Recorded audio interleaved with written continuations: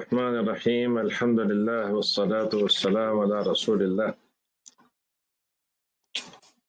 تو میں سوچ رہا تھا کہ آج جو ہے وہ بخاری کی حدیثیں ہیں روزے کے بارے میں، تو ان کے میں سے کچھ آپ کو سناتا ہوں۔ پہلی حدیث تو ہے کہ جس میں آپ نے فرمایا کہ روزہ جو ہے وہ ڈھال ہے، شیلڈ کی طرح ہوتی ہے۔ یعنی ڈھال کا مطلب یہ ہوتا ہے کہ اگر انسان کو باہر سے کوئی خطرہ آنے والا ہے تو وہ بچانے والی چیز ہوتی ہے، جسم کو بچاتی ہے۔ تو روزہ جو ہے وہ گویا انسان کا جو روح ہے یا جو اس کے اندر کی نیکیاں ہیں، باہر کی برائیوں سے بچنے کا ذریعہ ہے روزہ۔ تو جب ایسا روزہ رکھے انسان تو اس میں جو جنسی چیزیں، جنسی بھڑکانے والی چیزیں ہوتی ہیں، یعنی مطلب انسان کے جو جنسی خیالات ہوتے ہیں، مرد عورت کے جو معاملہ ہوتا ہے، ان چیزوں سے اپنے آپ کو دور رکھے اور نادانی کی باتیں نہ کرے۔ یعنی نادانی کا مطلب یہ ہوتا ہے ایک تو آدمی یعنی بے تکی بات کرے جسے کوئی سینس نہ ہو، اور دوسرا یہ بھی مطلب ہوتا ہے کہ ایک آدمی جو ہے وہ غصے میں آ جائے یا بھڑک اٹھے اور بالعول فول بکنے لگے، تو اس طرح کی باتیں نہ کرے۔ یعنی دوسرے الفاظ میں روزے کو یہ سمجھے کہ روزہ بہت قیمتی چیز ہے، تو اس کو جیسے اگر آپ کانچ کی چیز ہے تو اس کو اگر آدمی اس پہ پتھر مارتا رہے تو ظاہر ہے کہ کانچ کی چیز ٹوٹ جائے گی۔ تو اس کا مطلب آپ یہ فرما رہے ہیں کہ روزے کو بچانے کی کوشش کرتے رہو، اور اگر کوئی چیز باہر سے بھی آتی ہے توڑنے پھوڑنے والی تو اس سے اپنے آپ کو دور رکھو۔ یہاں تک کہ اگر کوئی شخص تم سے لڑائی میں لگنے لگے یا تم کو برا بھلا کہے تو تم صرف اتنا کہے کہ خاموش ہو جاؤ کہ بھائی میں روزے سے ہوں، یا دوسرے الفاظ میں تم سے لڑ سکتا تھا، میرے اندر بھی ہمت ہے، لیکن میں صرف روزے کی خاطر تم سے اس بات کا جواب نہیں دوں گا اور میں برداشت کر لوں گا اس۔ پھر آپ نے فرمایا کہ جو انسان جب روزہ رکھتا ہے تو اس میں عام طور سے یہ ہوتا ہے کہ جب بہت دیر تک انسان کا منہ خشک رہتا ہے تو ایک بو پیدا ہو جاتی ہے۔ بہت سے لوگوں میں زیادہ ہوتی ہے، کسی میں کم ہوتی ہے، لیکن کچھ نہ کچھ تو ہوتی ہے۔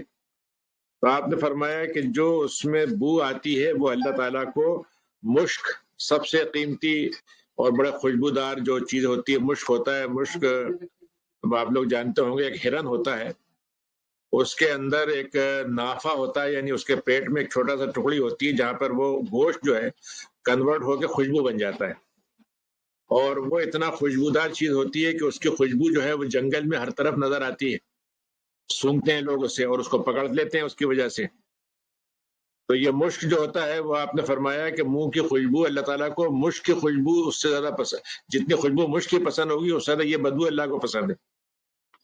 اور پھر اللہ تعالیٰ نے کہا کہ یہ روزے دار جو ہے میری خاطر روزہ کھانا چھوڑتا ہے اور اپنے پینے کی خواہش ہوتی ہے اس کو نہیں پیتا ہے، پھر اپنی جنسی ضرورت ہے اس کو چھوڑ دیتا ہے تھوڑی دیر کے لیے۔ تو یہ کام جو ہے تو اس لیے یہ میں نے طے کیا ہے کہ روزہ میرے لیے ہوگا اور میں ہی اس کا بدلہ طے کروں گا۔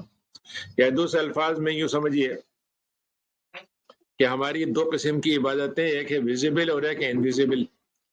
یعنی ایک عبادت ہم دیکھتے ہیں، مثلا میں نماز پڑھی تو نماز میں ایک حرکت ہو رہی ہے، کھڑے ہوئے بیٹھے رکوع کیا، کچھ پڑھا، کچھ چیزیں ہوئیں، تو اللہ تعالیٰ نے جو فرشتوں کو بتایا ہے کہ کس کا کتنا بدلہ لکھنا ہے تو ان کو فرشتوں کی رینج میں ہے وہ۔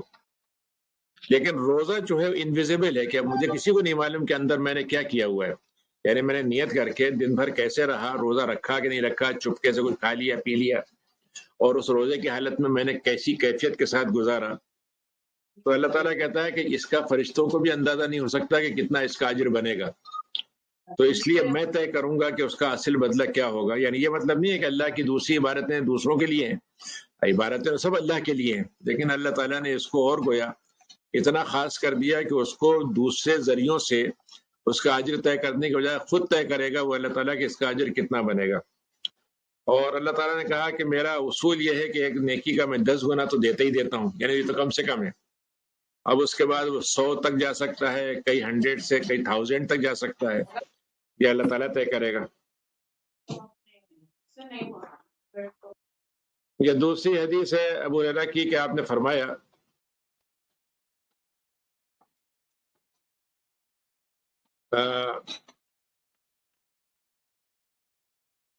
جو شخص اللہ تعالیٰ کی راہ میں یعنی 2 جوڑے دو جوڑے اللہ کی راہ میں دے دے. زوج کا مطلب ہوتا ہے دو چیزوں کا جڑواں. تو اب جڑنے کا مطلب یہ ہے کہ جب اللہ کی راہ میں انسان گیا تو اس نے مال بھی دیا، اپنی جان بھی دی مثلا.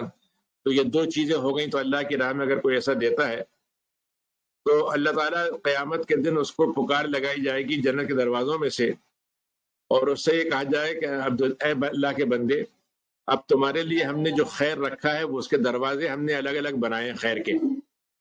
تو جو لوگ بہت زیادہ نماز کے لحاظ سے پہچانے جائیں گے ان سے کہا جائے گا تمہارا دروازہ یہ ہے. اور جو جہاد والے ہوں گے ان کو جہاد کے دروازے سے پکارا جائے گا. اور جو روزے والے ہوں گے ان کو ریان ایک دروازہ ہے وہاں سے پکارا جائے گا. ریان اصل میں کہتے ہیں ایسی حالت میں جس میں انسان جو ہے، جو اس کو پیاس لگی ہوئی تھی پیاس سے سیراب ہو جائے، یعنی اس میں پیاس نہیں لگے گی اسے کبھی. اور جو صدقے والے ہیں ان کو صدقے کے دروازے سے پکارا جائے گا. یعنی آپ کو معلوم ہے کہ یعنی جنت کے 8 دروازے ہیں اور جہنم کے 7 دروازے ہیں. تو ہر دروازے کے الگ الگ داخلے والے لوگ ہوں گے، اور ہر ایک کو اس طرح سے ان کے نام سے پکارا جائے گا، فلاں کو فلاں دروازے سے، فلاں کو فلاں دروازے سے. تو ایک ابو بکر رضی اللہ عنہ نے بڑا خوبصورت سوال کیا. ان کا کہ اللہ کے رسول کوئی ایسا آدمی بھی ہوگا جس کو ہر دروازے سے پکارا جائے؟ یعنی اس نے جو کام کیا ہوگا اس کا حال یہ ہوگا وہ کیسا بھی ان کا تو ہر دروازے پہ نام لگا ہوا، کس کون سے دروازے سے پکارے جائیں ان کو. تو آپ نے فرمایا کہ ہاں ایسے لوگ ہوں گے اور مجھے امید ہے کہ تم ان میں سے ہوگے. یعنی دوسرے الفاظ میں یعنی اگر یوں کہہ لیجئے کہ وہ صرف نماز پڑھنے والے نہیں تھے بلکہ نماز کی جو سب سے پہلی لسٹ ہوگی اس میں تھے. صرف صدقہ کرنے والے نہیں تھے بلکہ صدقے کا جو اعلیٰ ترین درجہ ہوتا اس میں تھے. جہاد میں نہیں تھے بلکہ جہاد سے بھی بڑھ. تو اس لحاظ سے جو بالکل ایک میکسیمم لیول ہو سکتا ہے لسٹ کا، اس لسٹ میں حضرت ابوبکر کا نام ہوگا. اور آپ نے کہا ایسے اور لوگ بھی ہو سکتے ہیں اور ہوں گے. ایک اور حدیث ہے ابو ہریرہ کی کہ جب رمضان آتا ہے تو جنت کے دروازے کھول دیے جاتے ہیں. اب دروازے کھول دیے جاتے ہیں کا مطلب یہ نہیں ہوتا کہ، اور دوسرا لفظ حدیث میں اسی کے آگے ہے کہ جہنم کے دروازے بند کر دیے جاتے ہیں اور شیطان کو باندھ دیا جاتا ہے. اب اس کا مطلب جو ہے بنیادی طور پر یہ نہیں ہے کہ اگر فرض کیے کافر بھی مرا تو جہنم کا دروازہ تو بند تھا تو سیدھا اس کو جنت میں داخلہ ملے گا. اس کا یہ مطلب نہیں، بلکہ اس کا مطلب یہ ہوا کہ اللہ تعالیٰ یہ کہہ رہا ہے کہ اب میں نے جنت میں جانا آسان کر دیا ہے. یعنی کوئی پھر بھی مطلب یہ کہ ایمان نہیں لانا چاہے، پھر بھی کفر کے ساتھ مرنا چاہے تو جہنم کا دروازہ کھلا نہیں ہے، لیکن لسٹ میں تو آ جائے گا وہ. لیکن جنت کے دروازے کو میں نے اتنا آسان کر دیا کہ ذرا سا بھی انسان نے کام کیا تو میں اس کو فوراً اس میں آسانی سے داخلہ دے دوں گا. اس معنی میں کہ یعنی رحمت حدیث میں آتا ہے، ایک اور حدیث میں، کہ جنت کو سجایا جاتا ہے اس میں، اور کہا جاتا ہے کہ بالکل ہو سکتا ہے کہ جو میرے بندے تھک گئے ہیں اور بہت ہی مطلب یہ کہ ان کو مطلب یہ کھانے پینے سے رکے ہوئے تھے، وہ اب ان کے خوش ہونے کا وقت ہو گیا تو اپنے آپ کو سجا کے رکھو. تو اس معنی میں کوئی جنت کے دروازوں کی خوشخبری دی جاتی ہے کہ بھئی اب جانا آسان ہے. رمضان میں جنت بنانا آسان ہو جاتا ہے گویا، اور جہنم میں جانا مشکل ہو جاتا ہے. اگر کوئی پھر بھی جانا چاہے تو یہ اس کا مسئلہ ہے. اور شیطان باندھ دیے جاتے ہیں. ایک حدیث میں آتا ہے کہ جو بہت ہی شریر قسم کے شیطان ہوتے ہیں ان کو باندھ دیا جاتا ہے. اب اس کا یہ مطلب نہیں ہے کہ شیطان باندھ دیا گیا کہ مطلب دنیا میں کوئی برائی نہیں ہوگی، سارے کافر بھی مطلب نیک ہو جائیں گے اور ہر ایک جو ہے مطلب کرنے لگے گا. بلکہ اس کا مطلب یہ ہے بنیادی طور پر کہ انسان کے اندر خود بھی برائی موجود ہے، لیکن اس کو جو ایکسٹرنل فیکٹر ہے باہر سے بہکانے والا اور مزید اس کو بڑھانے والا وہ شیطان ہوتا ہے. تو اللہ تعالیٰ یہ کہہ رہا ہے کہ جب رمضان آتا ہے تو ہم گویا ایکسٹرنل فیکٹر کو بند کر دیتے ہیں. تو اس کا مطلب یہ ہوا کہ انسان کی اپنی جو طاقت خیر کی اگر وہ تھوڑی سی بھی ہے تو شیطان کے برگلانے کا مسئلہ نہیں ہوگا، تو وہ تھوڑی سی طاقت بھی اوپر آ جائے گی. یعنی اس کی بالکل مثال ایسے ہی ہے کہ جیسے ایک انسان میں جب بیمار ہو جاتا ہے تو اس کو آپ ہاسپٹل لے جاتے ہیں، تو ہاسپٹل میں لے جانے کے 2 مطلب ہوتے ہیں. ایک تو علاج ملے گا، لیکن دوسرا سب سے بڑا مسئلہ یہ ہوتا ہے کہ انسان کے اندر جو امیون سسٹم ہے وہ وہاں جا کے مضبوط ہو جائے. اس کو وائرس ہیں، باہر کی کچھ چیزوں سے نقصان ہو رہا ہے، تو جب انسان 1-2 دن ہفتہ بھر رہے گا تو اس کا اپنا امیون سسٹم اتنا مضبوط ہو جائے گا، جب ہاسپٹل چھوڑ کے واپس آئے گا تب بھی وہ امیون سسٹم کام کرے گا. تو یہاں پر مطلب یہ ہوا کہ شیطان کو باندھ دینے سے اس کا مطلب یہ ہوا کہ اگر انسان جو ہے اپنے اندر ہی خرابی پیدا کر لیا. آپ دیکھ لیجئے بہت سے لوگ ہوتے ہیں شیطان ہونا نہ ہونا ان کو کوئی فرق نہیں پڑتا، وہ اپنے رمضان میں بھی ویسے ہی رہتے ہیں، دوسرے روز میں رہتے ہیں. تو اس کا مطلب صرف شیطانی ذمہ دار نہیں ہے، بلکہ شیطان تو صرف ایک بات کو جتنی میرے پاس تھوڑی سی آگ لگی ہے اس کو زیادہ بھڑکا دیتا ہے بس. تو اگر شر کی آگ لگی ہوئی تو شر کو بھڑکا دے گا، لیکن اگر خیر کی تھوڑی سی چنگاری ہے تو چونکہ شیطان اس کو پھونکوں سے بجھا سکتا ہے تو پھونکنے والا کم ہو جائے گا. تو وہ تھوڑی سی چنگاری جو ہے وہ رمضان کے زمانے، اور ہم دیکھتے ہیں کہ رمضان میں آپ دیکھیے کہ ایسے ایسے لوگ مسجد آتے ہیں، ایسے ایسے لوگوں کے اندر نیکی پیدا ہوتی ہے جو آپ کو سال بھر نہیں ملیں گے.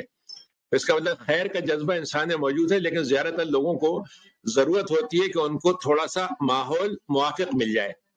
یعنی اسلامی نظام جو ہے اس کے دو حصے ہیں نا، ایک تو فرد ہے کہ فرد کو نیک ہونا چاہیے، لیکن فرد کی جو طاقت ہے وہ اپنی کمزور ہوتی ہے. اگر معاشرے کی طاقت اس کے ساتھ ہو جائے، یعنی معاشرہ بھی جو ہے وہ نیکی کی طرف بڑھانے والا ہو، تو فرد کی طاقت بڑھ جاتی ہے.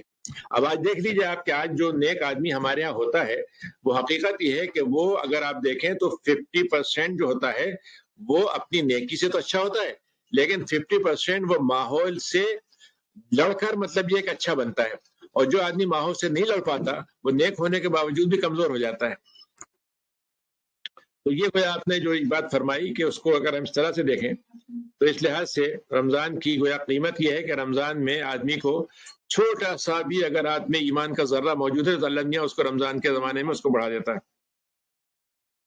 یہ ایک حدیث ہے جس میں آپ نے فرمایا کہ اگر کوئی شخص روزہ بھی رکھے اور جھوٹی باتیں بھی کرتا رہے، جھوٹ بھی بولتا رہے، اور مطلب یہ ہر طرح کے دھوکے بازیاں، فریب، اور مطلب یہ کہ غلط سلط گناہ کی باتیں بھی کرتا رہے، تو پھر اللہ تعالیٰ کو اس کی ضرورت نہیں کہ انسان بھوکا اور پیاسا رہ کے اپنے آپ کو بھوکا پیاسا بنا لے. تو اللہ تعالیٰ کو اس کی ضرورت نہیں کہ روزے کا مطلب اس کے اندر نہیں پایا گیا. یعنی یہاں پر یہ فقہی مسئلہ نہیں ہے، فقہی طور پر تو روزہ صحیح ہوگا. ایک آدمی نے روزہ رکھا، کچھ نہیں کھایا نہیں کیا، لیکن جھوٹ بولا، کسی کی غیبت کی، کسی کو مطلب ستایا، کسی کو پریشان کیا، تو روزہ تو رہا وہ. لیکن اللہ تعالیٰ کی نظر میں وہ روزہ جو تھا، جو مقصد حاصل ہونا چاہیے تھا، چونکہ حاصل نہیں ہوا، تو اللہ تعالیٰ کہ بھائی تم بھوکے پیاسے رہے، خالی تم نے میرے لیے کام نہیں کیا. تو اس کا مطلب یہ کہ روزہ جو ہے وہ خود اتنی طاقتور چیز ہونی چاہیے کہ جب روزہ انسان کے اندر اتر جائے تو پھر روزے کے بعد یہ چیزیں اس کو اچھی نہیں لگیں. اور جب رمضان کے زمانے میں یہ تربیت ہو جائے تو رمضان کے علاوہ بھی پھر اچھی نہیں لگے وہ. یعنی ایک دفعہ انسان کی جب ٹریننگ روزہ کر دے، اب اس کا یہ مطلب نہیں کہ صاحب ہم یہ طے کریں کہ صاحب روزے تک تو ہم بہت اچھے رہیں گے اور جیسی عید کا دن شروع ہوگا پھر سے گناہ شروع کر دیں گے، بلکہ پلان بنا لیں گے کہ عید کے دن سے جو ہم نے کام چھوڑے ہوئے تھے برے والے وہ کیسے آغاز کریں گے. جی یعنی میں مطلب یہ کہ لوگوں کو اب تو خیر وہ صورتحال نہیں رہی، اب تو یہ ساری چیزیں جو ہیں وہ انٹرنیٹ نے بہت آسان کر دی ہیں. ورنہ ایک زمانے میں جب انسان جو ہے وہ فلمیں جو تھیں وہ صرف سنیما میں دیکھتے تھے، تو سنیما میں رمضان میں نہیں دیکھنے جاتے تھے، لیکن پہلے دن سے پلان بنایا تھا کہ عید کے دن کون سی فلم دیکھنی ہے. اور فلم دکھانے والے بھی خاص طور سے اعلان کرتے تھے کہ عید کے خاص موقع پر فلاں فلم کا آغاز ہوگا. تو یعنی کہنے کا مطلب یہ ہے کہ اگر پہلے سے ہم نے پلان بنایا تو روزہ ہی خراب ہو رہا ہے. وہ تو مطلب روزے میں ہی پلان بن رہا ہے کہ بھائی روزہ چھوٹتے ہی یہ کام کرنا ہے. تو یعنی اللہ تعالیٰ کہہ رہا ہے کہ پھر اللہ تعالیٰ کو اس کے ایسے بھوکے پیاسے رہنے کی ضرورت نہیں ہے. ایک اور حدیث میں آپ نے فرمایا کہ روزے دار کو دو خوشیاں اللہ تعالیٰ نصیب کرے گا، ایک تو فوراً مل جائے گی اور ایک جو ہے اس کو آخرت میں ملے گی. پہلی کیا ہے کہ جب روزہ رکھا اس نے تو آپ سوچئے کہ آپ 1,00,000 روپے دیں کسی آدمی کو کہ بھائی تمہارے ایک گھونٹ پانی پی لو، اور سامنے رکھا ہوا پانی اور آپ کو معلوم ہے گھر میں پکوان ہو رہے ہیں، خوشبوئیں آ رہی ہیں اور انسان کا دل مچلا جا رہا ہے، لیکن مجال نہیں کہ جو مطلب یہ کہ رمضان کا وقت ختم ہونے سے پہلے یہ کام کر لیں. لیکن جس وقت وہی روزہ دار جب روزہ کھلتا ہے تو آپ سوچیے کیا خوشی ہوتی ہے، دل چاہتا ہے چاہیے کھا لیں، یہ مزیدار ہے فلاں ہے. تو آپ نے فرمایا کہ ایک خوشی حاصل ہوتی ہے جب افطار کرتا ہے وہ، اور ایک خوشی وہ ہوگی جب اپنے رب سے ملے گا. یعنی ابھی میں ایک صاحب کا ایسی وہ پڑھ رہا تھا، وہ کہہ رہے تھے کہ صاحب اگر آپ کسی بندر کو ایک کیلا اس سے لے لیں اور یہ کہیں کہ تمہیں مرنے کے بعد بہت سے کیلے ملیں گے، تو بندر بھی مطلب یہ کہ اس پہ تیار نہیں ہوگا. وہ کہنا یہ چاہ رہے تھے کہ دیکھیے بندر سمجھدار ہے انسان سے کہ وہ سامنے کی چیز کو چھوڑ کے پرانی چیز نہیں لیتا، اور انسان دیکھیے مسلمان جو ہے کتنا بیوقوف ہے کہ آج کی دنیا کو چھوڑ کے وہ آخرت کے وعدے پہ جو ہے لٹا دیتا ہے ساری چیزیں. یعنی آپ دنیا میں یہ مثالیں دے رہے کہ لوگ سمجھاتے ہیں، تو اس کا مطلب یہ کہ انسانوں کی مثالیں جانوروں سے ہم سمجھیں گے. بھلے انسان جو ہے جس کو اللہ تعالیٰ نے اشرف المخلوقات بنایا، وہ صرف کیلا کھانے کی چیز نہیں بنایا، اس کو صرف دنیا کی سب چیزیں رکھنے کا نام نہیں بنایا، بلکہ اس کے لیے تو اس کے اندر جو اللہ تعالیٰ نے خواہشیں رکھی ہیں وہ تو اتنی بے پناہ ہیں کہ وہ دنیا میں پوری نہیں ہو سکتی. تو اللہ تعالیٰ اس سے یہ کہہ رہا ہے کہ تمہاری ہم خواہشیں پوری کریں گے، لیکن اس کے لیے تم دوسری دنیا میں چلے جاؤ، باقی دنیا کی اس دنیا کو بھی فائدہ اٹھاؤ، اس دنیا کا کیلا بھی کھاؤ، لیکن اس کیلے کو حلال طریقے سے کھاؤ اور اس میں دوسروں کو شریک کر لو، تو ہم تمہیں آخرت میں اس کا فائدہ دے دیں گے. اللہ تعالیٰ یہ نہیں کہہ رہا کہ ہم تم سے ساری چیزیں لوٹ لیں گے پھر تمہیں آخرت دیں گے.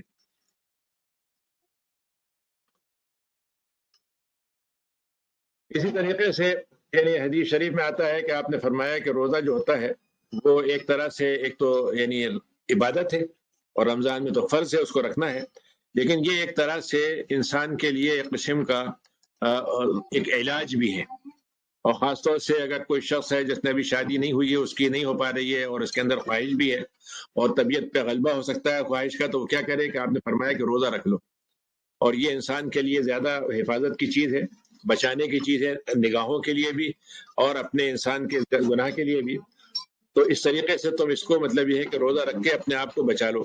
اب آج آپ دیکھیے کہ جو ہمارا معاشرہ اس وقت ہو گیا ہے، یعنی مسلم معاشرے اور وہ معاشرے جس کے اندر برائی کا اور بدکاری کا تصور بہت ہی کم ہوتا رہا، بہت کم، آج کھلے عام ہو رہا ہے، اس کی فوٹو بنتے ہیں، وائرل ہوتے ہیں، لوگ مزے لیتے ہیں اس کے.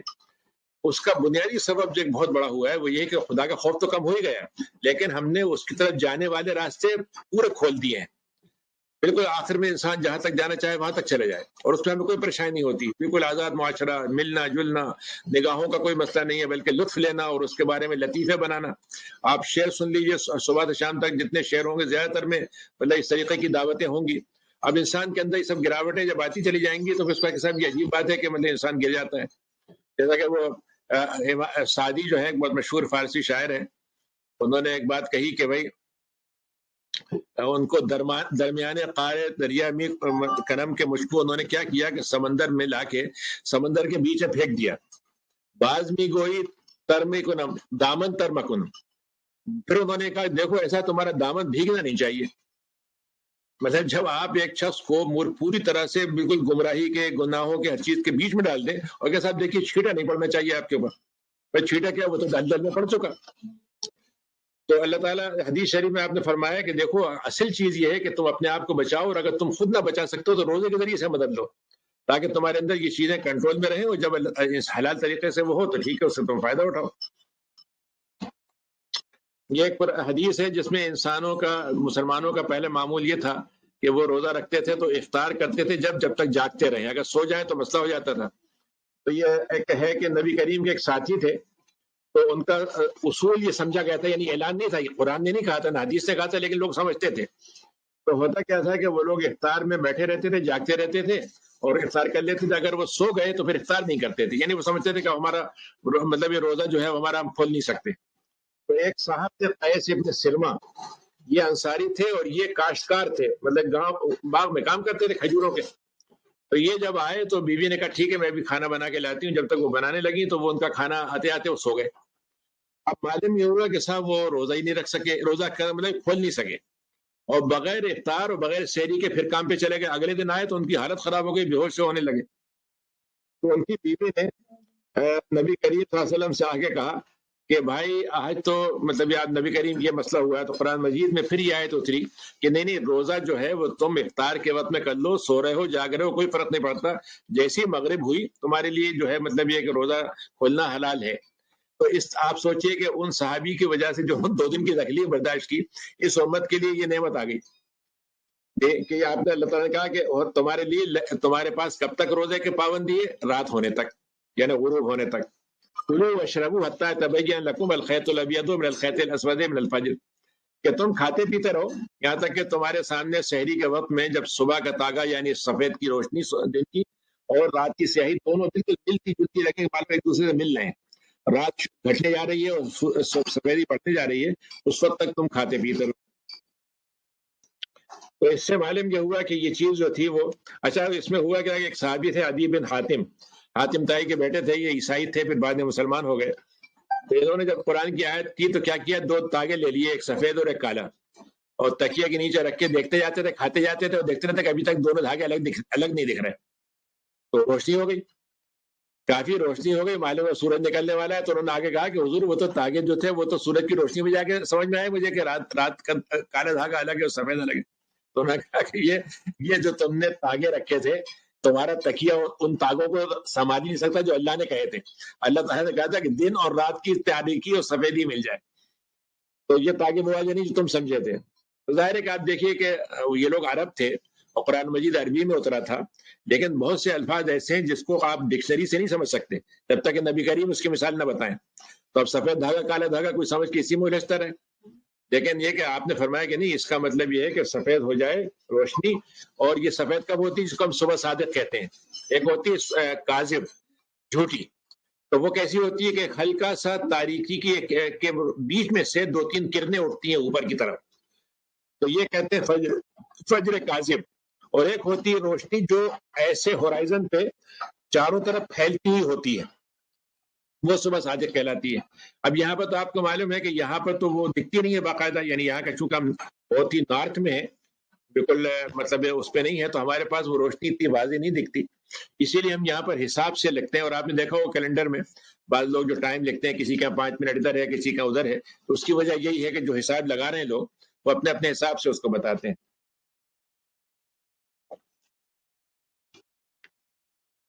اس طریقے سے آپ نے فرمایا کہ تم سحری کیا کرو، سحری کرنے میں برکت ہے. اور ایک اور حدیث میں جسے آپ نے فرمایا کہ جو سحری ہے اس میں تاخیر کیا کرو. 2 باتیں آپ نے فرمائی، سحری کیا کرو برکت ہے، اور تاخیر کرو.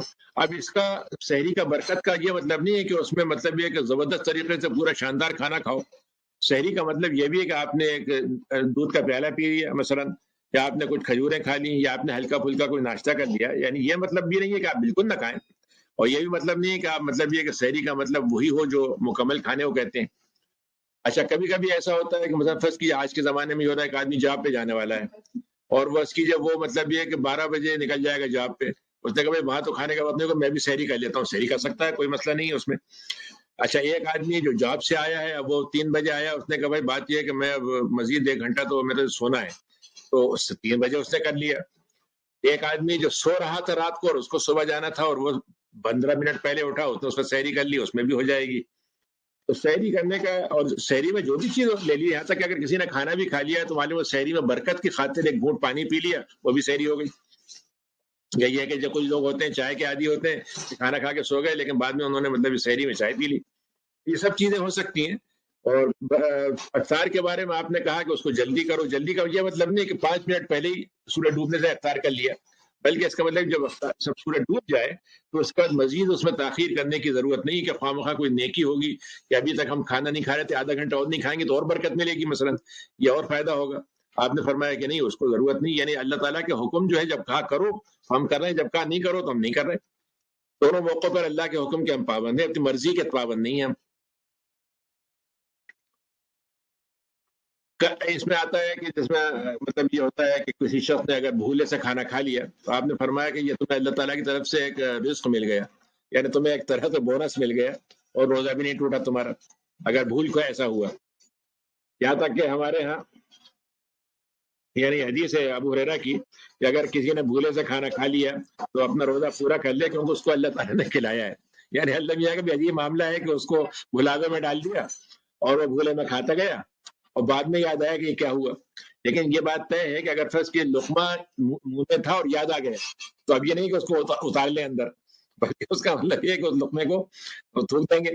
اچھا، اس میں ایک بڑی دلچسپ بات یہ ہے کہ بعض لوگوں نے کہا کہ فرض کیجئے کوئی بوڑھا آدمی ہے مثلا، اور وہ کچھ کھا رہا ہے، بھول گیا، وہ بھولے کھا رہا ہے، تو انہوں نے کہا آپ اس کو یاد مت دلائیں. یعنی یاد نہ دلائیں کہ تم کیا کر رہے ہو. یہ کیونکہ ہو سکتا ہے وہ بیچارہ مطلب واقعتاً روزہ اس کے لیے برداشت سے باہر ہو رہا ہوگا، تو آپ نے کہا کہ اس کو چلنے دو مطلب یہ. لیکن بہرحال اچھا بچوں کے ساتھ ایسا ہوتا ہے، بچے جو ہے کھا رہے ہیں، لیکن بہرحال یہ کوئی ایسی پالیسی کی بات نہیں ہے کہ تم کھاتے رہنا، بتائیں گے نہیں. نہیں بلکہ وہ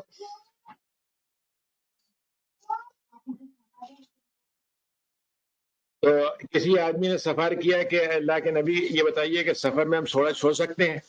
تو آپ نے فرمایا کہ اگر تم چاہو تو روزہ رکھو، چاہو تو افطار کرو. یا دوسرے الفاظ میں سفر میں روزہ چھوڑنے کی اجازت ہے، حکم نہیں ہے.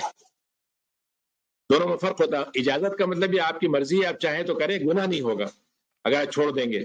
لیکن حکم کا مطلب ہے کہ لازماً چھوڑنا چاہیے، تو یہ بات نہیں. آپ نے فرمایا رکھو تو نہیں رکھو. لیکن جب آپ جہاد میں نکلتے تھے اور رمضان کا زمانہ ہوتا تھا تو آپ نے کہا کہ نہیں اب روزہ چھوڑ دو، اب حکم آ گیا. یہاں تک کہ کچھ لوگوں نے اس وقت روزہ رکھا تو آپ نے فرمایا کہ یہ نافرمانی کرنے والے ہیں. تو اس میں آپ دیکھیے کہ ایک ہی چیز حالات کے لحاظ سے بدل جاتی ہے، اور اس کے مختلف حالات کے لحاظ سے اس میں الگ ہو جاتا ہے.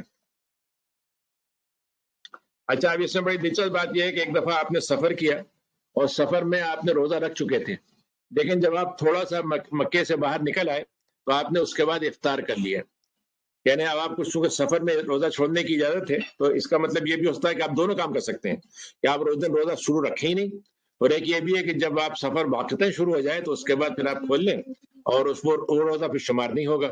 جیسے فلائٹ ہوتی ہے، اب آدمی کو یہ بھی خطرہ ہے کہ ڈیلے ہو جائے گی، کچھ ہو جائے گا، تو روزہ رکھ کے تو چلا، لیکن جب ایئرپورٹ پہنچ گیا، بورڈنگ پاس مل گیا کہ بھائی اب ٹھیک ہے آپ کھول لیتے ہیں ہم، تو دونوں کی اجازت ہے، نبی کریم صلی اللہ علیہ وسلم نے دونوں طرح سے کیا ہے۔ یعنی یہ حدیث ہے کہ ایک آدمی کو آپ نے دیکھا ہے، جی کچھ کہہ رہے ہیں؟ آپ کریں، وہ میں میوٹ کرتا ہوں۔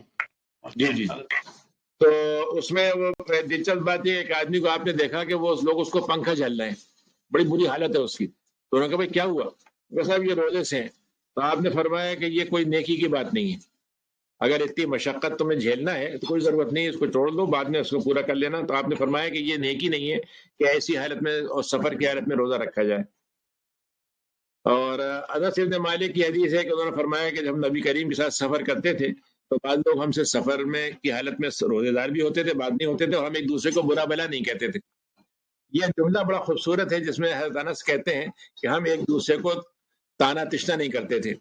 آج کل آپ دیکھتے ہیں کہ ہمارے یہاں تھوڑا سا اختلاف ہو فقی طور پر، ایک آدمی تحیۃ المسجد پڑھ رہا ہے، ایک نہیں پڑھ رہا، مثلا ایک آدمی اس طرح سے کر رہا ہے، دوسرا کر رہا ہے، تو معلوم ہوا کہ اس کی سارا اسلام ہی ختم کر دیں گے اور اس کو بالکل ٹھیک کر کے رہیں گے۔ تو انس یہ کہہ رہے ہیں کہ ہم ایک دوسرے کو تنقید نہیں کرتے تھے، ایک دوسرے کو مطلب یہ کہ وہ نہیں کرتے تھے، آیت نہیں لگاتے تھے ان پہ کہ تم نے سنت پہ عمل نہیں کیا، ہم سنت پہ عمل کر رہے ہیں۔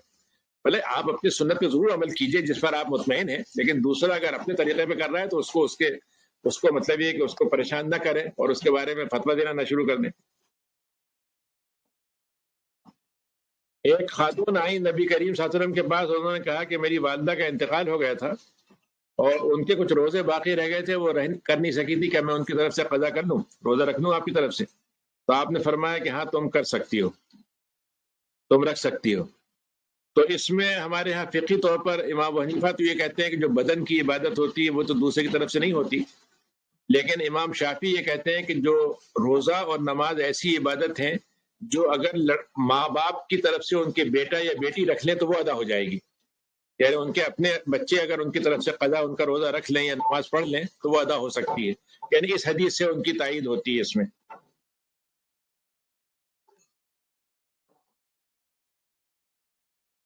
ایک دفعہ آپ نے اس بات کو ناپسند کیا ہے، روزوں کا اتنا شوق لوگوں کو ہو گیا تھا کہ لوگ کہنے لگے، کچھ صحابی تھے جنہوں نے کہا ہم تو ہمیشہ روزہ رکھا کریں گے، تو آپ نے فرمایا کہ نہیں۔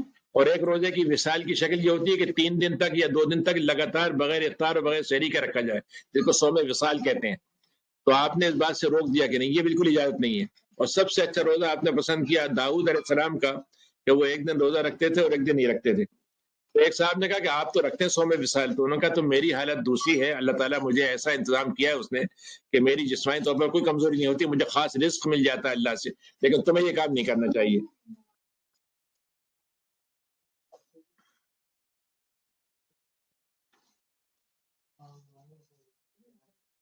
اب یہ حضرت عائشہ کی بڑی خوبصورت حدیث ہے، آپ نے فرمایا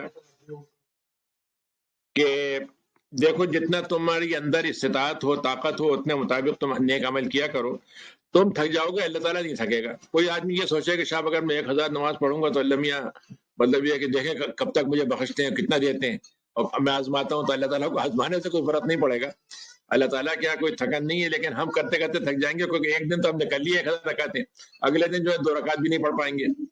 تو حضرت عائشہ نے فرمایا کہ نبی کریم کو سب سے اچھی نماز اور روزہ وہ پسند تھے، روزہ نماز جو تھوڑی سی ہو لیکن ہمیشہ ہو، یعنی اگر کوئی آدمی فرض کیجیے تہجد کی نماز پڑھ رہا ہے، 50 رکعت ایک دن پڑھ لی، معلوم ہے اگلے دن اٹھے ہی نہیں، تو اس کے مقابلے میں اگر 2 رکعتیں پڑھتا ہے اور پابندی سے کر لیتا ہے تو یہ اللہ کو زیادہ پسند ہے۔ یعنی یہ فرائض کی بات نہیں ہے بلکہ یہ نوافل کے بارے میں یہ بات آئی۔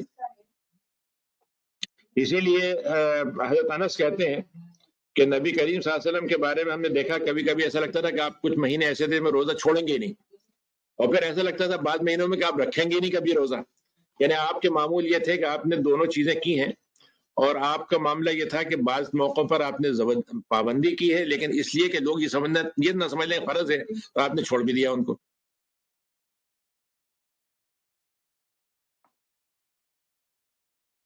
اس طریقے سے کہ یہ بڑا دلچسپ ہے کہ ایک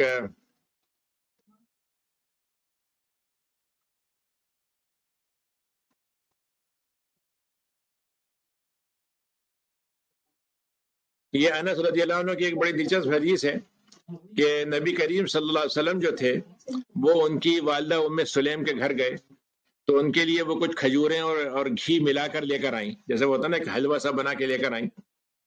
تو انہوں نے کہا کہ یہ تمہاری کھجوریں لے جاؤ اور تمہارا کھجور کو اپنے برتن میں رکھ دو، میں روزے سے ہوں. تو نبی کریم صلی اللہ علیہ وسلم نے کہا کہ میں روزے سے ہوں تو اس لیے میں تو نہیں کھاؤں گا، تم یہ چیزیں واپس لے جاؤ.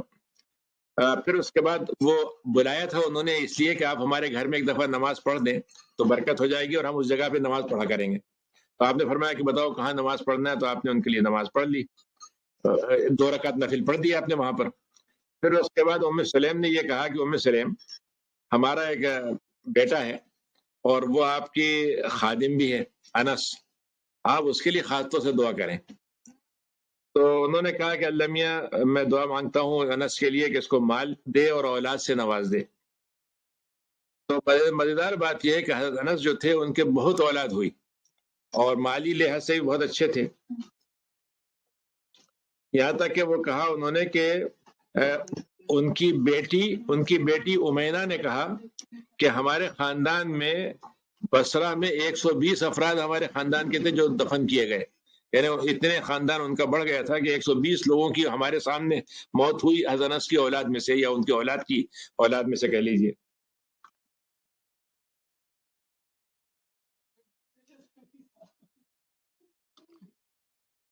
اسی طریقے سے یعنی جو اور روزے ہوتے ہیں اس کے بارے میں بھی حدیثیں ہیں. تو بہرحال یہاں پر میں نے اب اس کے بارے میں ایک حدیث 2-3 حدیثیں اس کی پڑھ دیتا ہوں صلاۃ تراویح کے بارے میں کہ نبی کریم صلی اللہ علیہ وسلم نے یہ فرمایا کہ سب سے پہلے تو آپ نے لیلۃ القدر کے بارے میں کہا اور یہ کہا کہ وہ آخری راتوں میں تلاش کرو، اور آپ نے نماز پڑھائی 1 دن 2 دن لیکن اس کے بعد تیسرے دن نہیں پڑھائی تراویح کی جماعت سے، اور یہ کہا کہ اگر میں پڑھاتا تو فرض ہو جاتی تو اس لیے، لیکن آپ نے اس کی کہا کہ یہ خاص نماز ہے تمہیں پڑھنا چاہیے. اور اس میں یہ بات ثابت نہیں ہے کہ آپ نے کتنی رکعتیں پڑھائی تھیں، لیکن حضرت عمر نے بعد میں 20 رکعتوں کی تراویح جماعت کے ساتھ کروا دی تھی. تو یہ اسی لیے اس کا عمل آج تک موجود رہا ہے، ہمارے یہاں بھی موجود ہے اور دوسرے کو بھی موجود ہے. باقی یہ کہ وہ اس میں بحثیں چلتی رہتی ہیں کہ بھئی کتنا کریں کتنا نہیں کریں. اسی میں رمضان کی ایک چیز ہوتی ہے اعتکاف کرنا، تو نبی کریم صلی اللہ علیہ وسلم اعتکاف ہمیشہ کرتے تھے، یہاں تک ایک دفعہ نہیں کیا تھا تو اگلے مہینے میں 20 دن کا اعتکاف آپ نے کیا. تو یہ اعتکاف جو ہوتا ہے یہ مسجد میں ہوتا ہے، بہرحال اس کو مسجد کے علاوہ بھی کر سکتے ہیں، آج کل کے جو حالات ہیں اس میں گھر میں بھی اگر کرنا چاہیں تو کر سکتے ہیں. تو یہ اعتکاف بھی چیز ہے. تو گویا رمضان کی جو مزید فوائد ہیں وہ لیلۃ القدر پانے کے ہیں، اعتکاف کرنے کے ہیں، اور اس کے بعد ظاہر ہے کہ صدقۃ الفطر دے کر اس کی رات مہینے کو مکمل کرنے کے ہیں. تو یہ چند چیزیں تھیں جو میں نے آپ کے سامنے صرف اس لیے بیان کر دی کہ کچھ باتیں تو ہو گئی تھیں لیکن میں نے حدیثوں کے ذریعے سے وہ آپ کو وہ باتیں تھوڑی سی بتا دی. میرے خیال سے اسی پہ ہم اپنی بات روکتے ہیں. پھر وآخر دعوانا الحمدللہ رب العالمین. جزاک اللہ خیر. انشاءاللہ بہت شکریہ. کوئی کوشچن ہو تو آپ مائک اوپن کر سکتے ہیں اور بات کر سکتے ہیں.